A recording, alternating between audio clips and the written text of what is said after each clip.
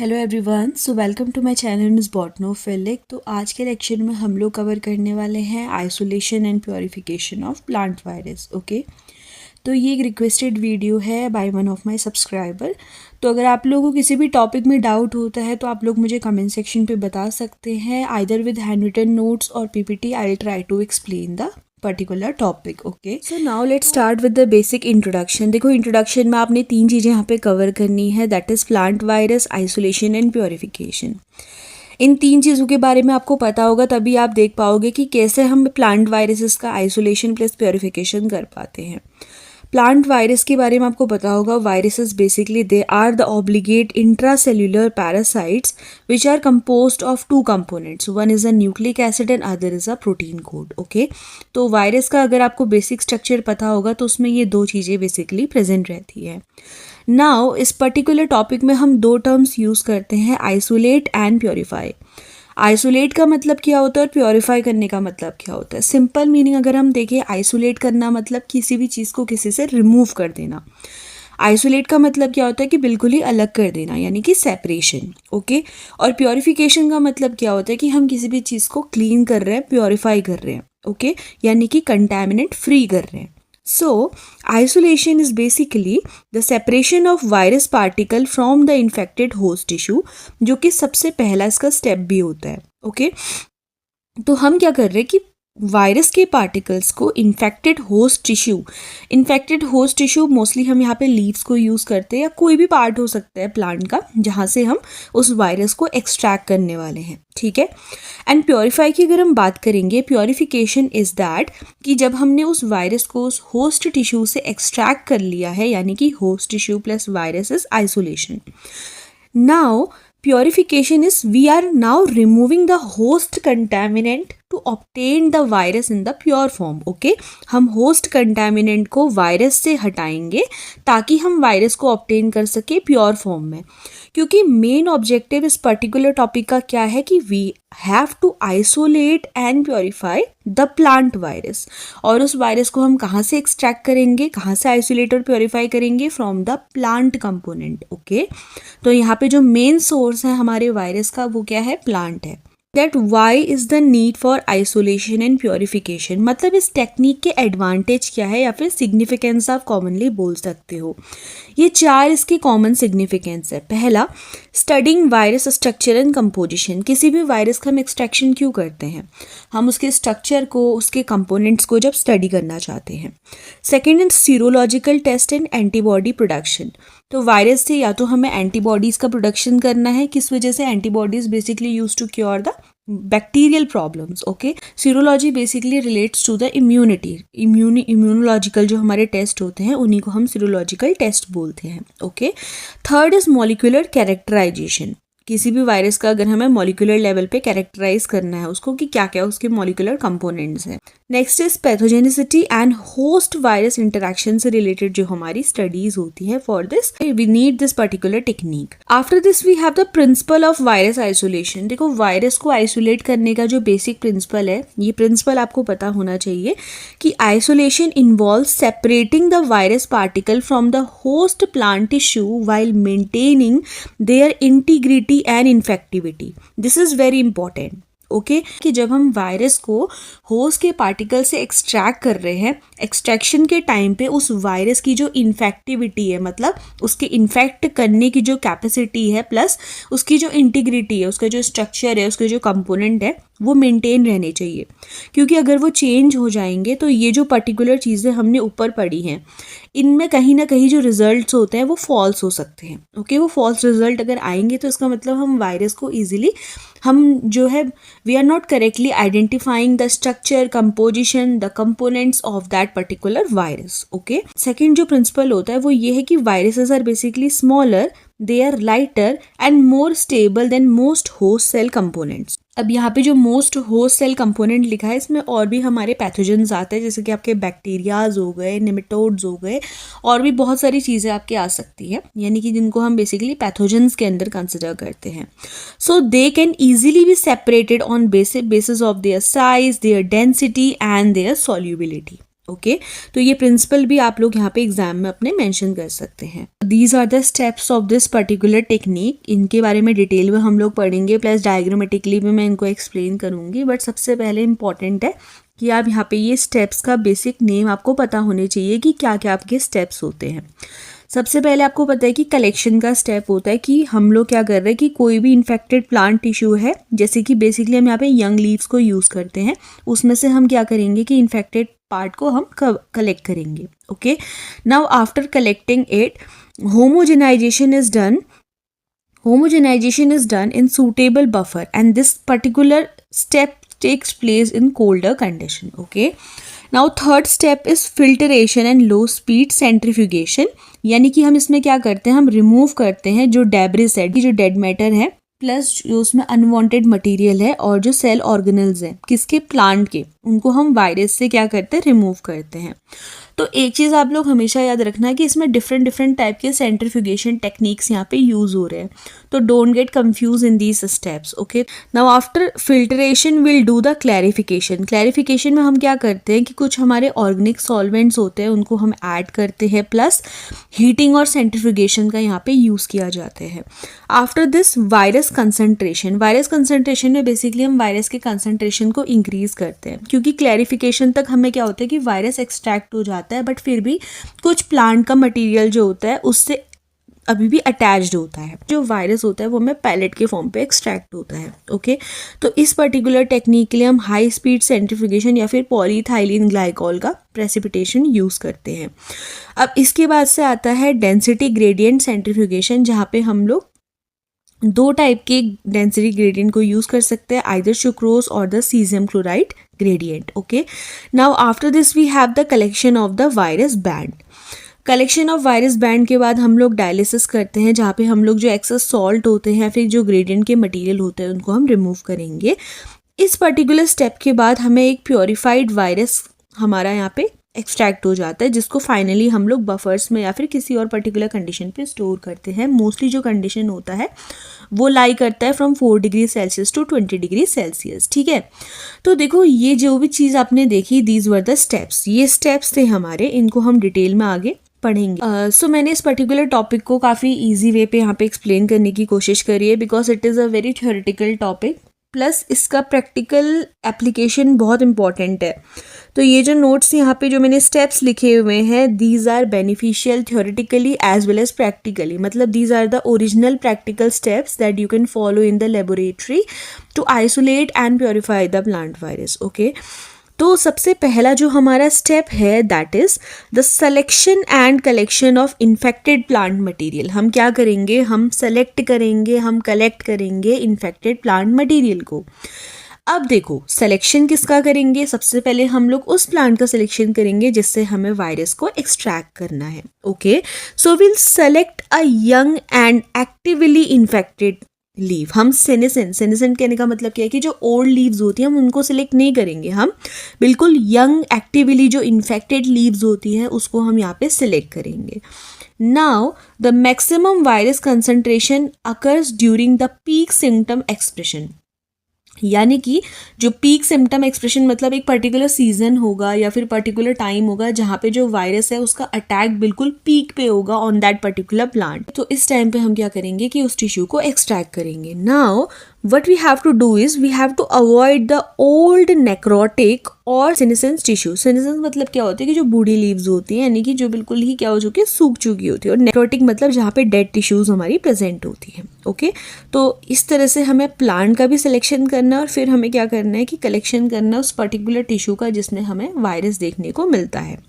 Now second step is homogenization. अगर आप homogenization के बारे में देखोगे, what is homogenization, here we are in the process to extract the virus. Now how we are extracting the virus, the infected tissue is ground in a suitable buffer under cold conditions. Okay, ground मतलब क्या होता है कि हम basically buffer की presence में उस particular infected tissues को पीस देते हैं।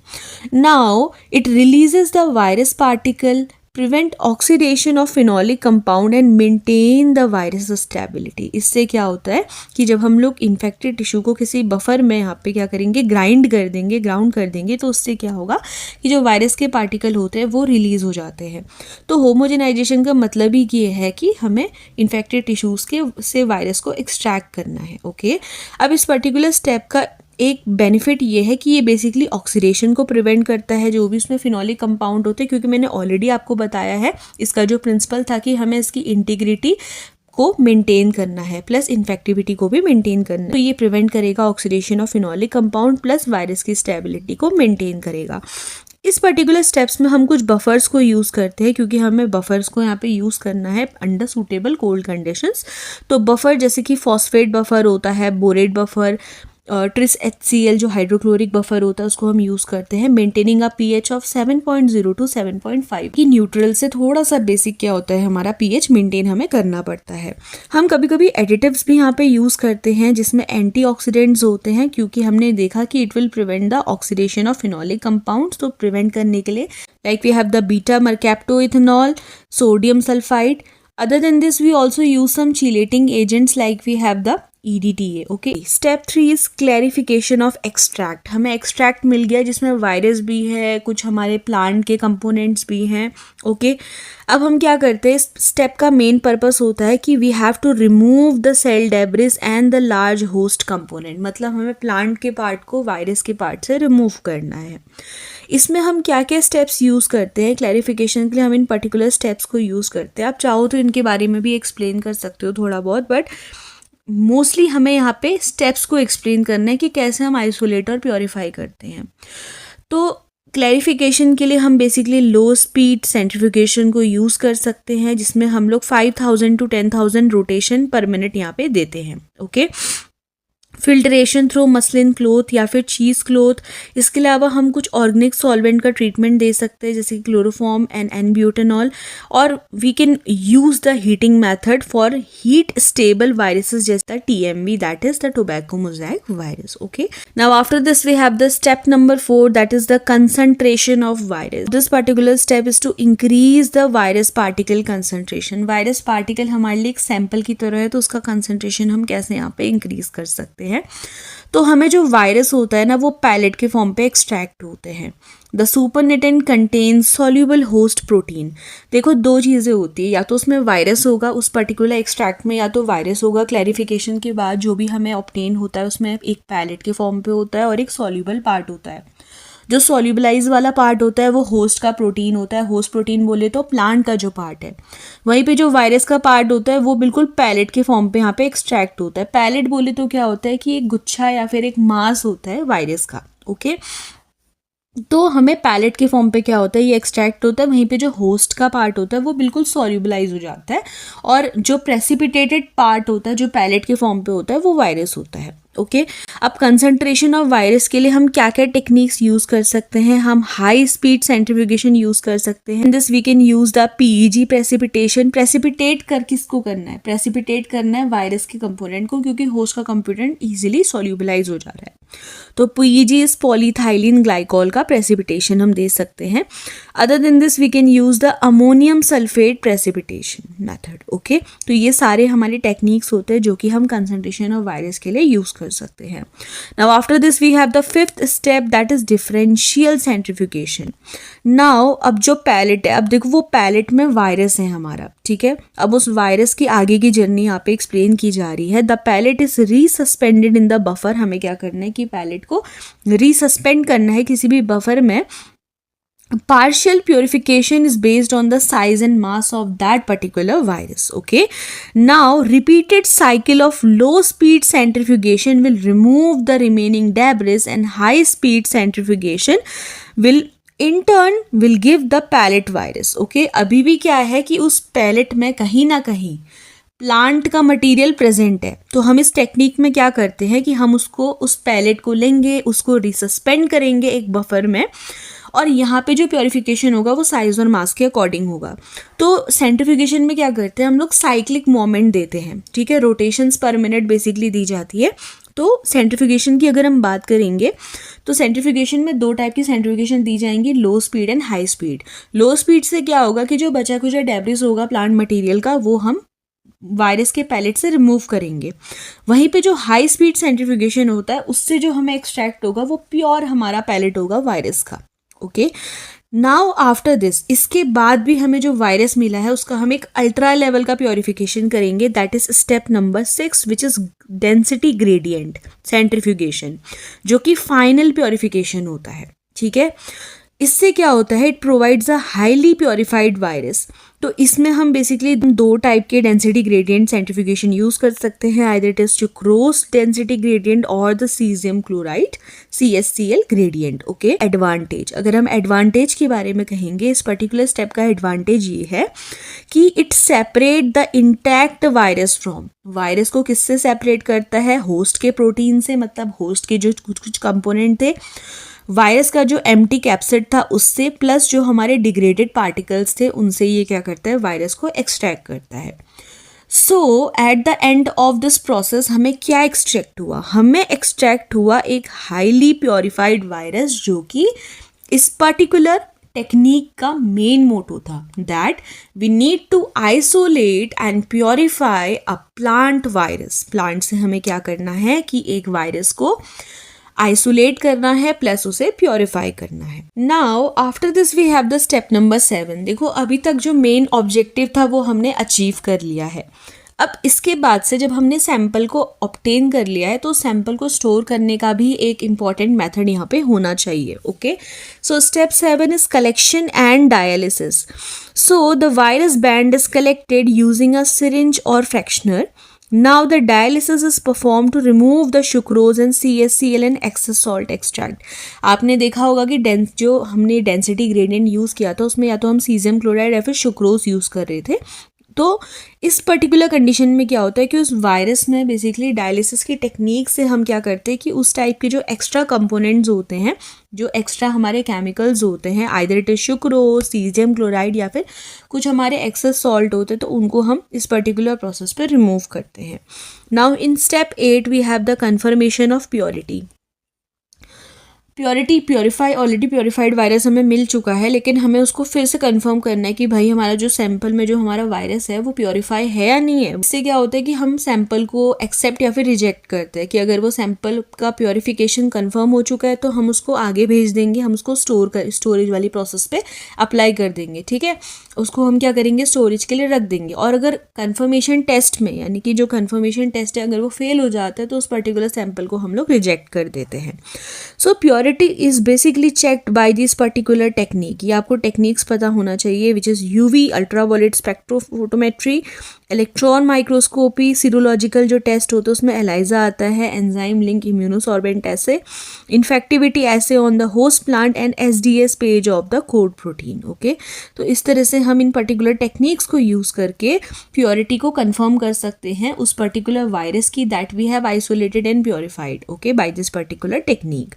Now the 9th and the most important step is the storage of purified virus, कि आप वायरस को कैसे स्टोर करोगे, क्योंकि स्टोरेज भी इंपॉर्टेंट है। अगर उसका स्टोरेज प्रॉपरली नहीं हुआ तो उस वायरस के सैंपल के डिग्रेड होने के चांसेस ज़्यादा हैं। तो हम कैसे स्टोर करते हैं इसको, हम शॉर्ट टर्म और लॉन्ग टर्म स्टोरेज होता है। शॉर्ट टर्म स्टोरेज की अगर आप लोग को एक्सपेरिमेंट करना है, उस वायरस को यूज़ करना है तुरंत ही, तो हम शॉर्ट टाइम स्टोरेज यूज़ कर सकते हैं। बट अगर हमें क्या है कि एक्सपेरिमेंट्स परफॉर्म करने जो कि हमारे सालों साल चलने वाले, तो उसके लिए हमें लॉन्ग टर्म स्टोरेज यहाँ पे टेक्निक यूज़ करनी पड़ती है। तो शॉर्ट टर्म टेक्निक में हम क्या करते हैं, which store it in buffer at 4 degree Celsius. वहीं पे अगर हमें लॉन्ग टर्म स्टोरेज करना है और ज़्यादा लेसर कोल्डर टेम्परेचर पे डालना पड़ता है, that is -20 degree Celsius to -80 degree Celsius temperature. Also कभी कभी हम प्रिजर्वेटिव्स भी यहाँ पे ऐड कर सकते हैं। ओके, सो आई होप कि ये जो स्टेप्स थे ये आप लोग को क्लियर हुए होंगे। तो अब हम लोग इसका डायग्रामेटिक रिप्रेजेंटेशन देख लेते हैं। इसका डायग्रामेटिक रिप्रेजेंटेशन वैसे आपको इजीली नेट पे अवेलेबल हो जाएगा, बट ये मैंने जो है थोड़ा सा इस पर्टिकुलर टेक्निक को एक्सप्लेन करने के लिए ये डायग्राम यहाँ पे क्रिएट किया है। Okay, this is the diagrammatic representation of this particular technique. तो मैंने यहाँ पे कोशिश करी है कि मैं इस डायग्राम से थोड़ा बहुत आप लोग को एक्सप्लेन करने की कोशिश करूँ। नेट पे आपको इसका थोड़ा थ्योरेटिकल टाइप का डायग्राम मिल जाएगा, बट ये मैंने थोड़ा प्रैक्टिकली इसको यहाँ पे शो करने की कोशिश करी है। तो देखो सबसे पहला ये जो आप स्टेप देख रहे हो, this is the infected plant tissue. ये प्लांट टिश्यू है जिसमें ये इन्फेक्टेड पार्ट है, ठीक है। इस इन्फेक्टेड पार्ट से हम क्या करना है, हमें वायरस को एक्सट्रैक्ट करना है। तो फर्स्ट जो आप स्टेप देख रहे हो that is the infected plant tissue, और जो सोर्स मटेरियल है वो हमारा प्लांट ही है। प्लांट से हम जो भी टिश्यू ले रहे हैं, यहाँ पे लीफ है हमारा सोर्स मटेरियल, ठीक है। सेकेंड स्टेप अगर आप देख रहे हो, it is homogenization and low speed centrifugation, जिसमें आपको एक्सट्रैक्शन और क्लैरिफिकेशन का स्टेप देखा जा रहा है। यहाँ पे हम क्या कर रहे हैं, ये आप सेंट्रीफ्यूगर देख रहे हो, this is the centrifugation machine, and यहाँ पे क्या कर रहे हैं, हम ग्राउंड कर रहे हैं। ग्राउंड मतलब मैंने आपको बताया कि हमें क्या करना है कि इस पर्टिकुलर सोर्स मटीरियल को पीस देना है, ठीक है। In this third step you can see it is clarification, that is solvent treatment and high speed centrifugation, ठीक है। यहाँ पे भी हमें सेंट्रीफ्यूगेशन मशीन को यूज़ करते हुए दिखाया गया है। तो इसमें हम क्या कर रहे हैं कि कुछ टाइप के सॉल्वेंट्स को एड अप कर रहे हैं in that particular extract.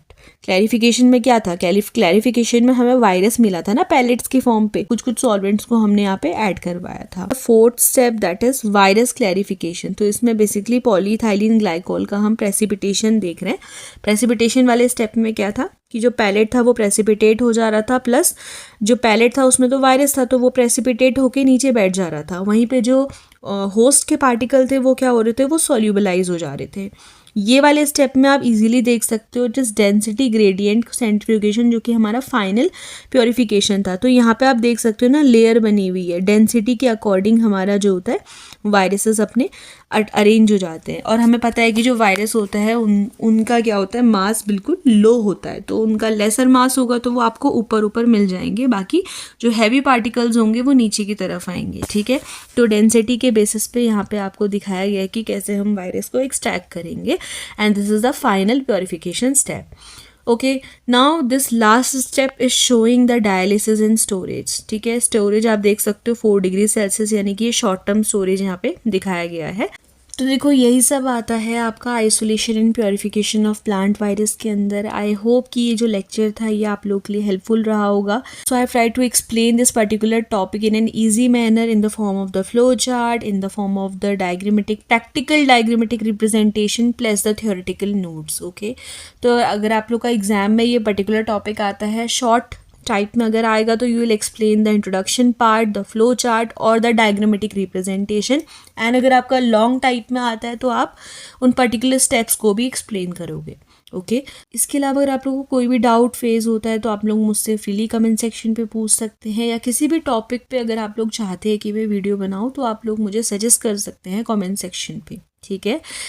So that's all for today's video, thank you.